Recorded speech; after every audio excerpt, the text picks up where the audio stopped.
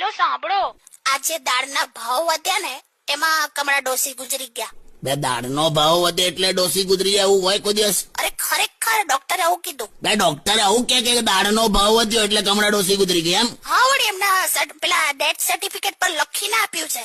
હું લખ્યું? આવું દાળનો ભાવ વધ્યો એટલે ગુજરી ગઈ એમ? બે હોતું હશે. અરે ખરેખર હું લખ્યું છે એક્ઝેક્ટ? એટલે ડેથ સર્ટિફિકેટમાં એવું લખ્યું છે કે death due to high pulse rate.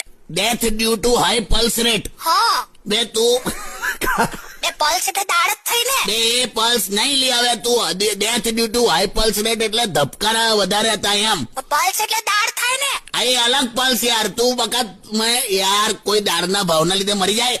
ધબકારા વધી ગયા એટલે થયું. આનું શું કરું લા? કાકી આ બધા આવું કહેતી નહીં કોઈને. એટલે એકચ્યુઅલી હું ખોટી છું. સાવ ખોટી છે.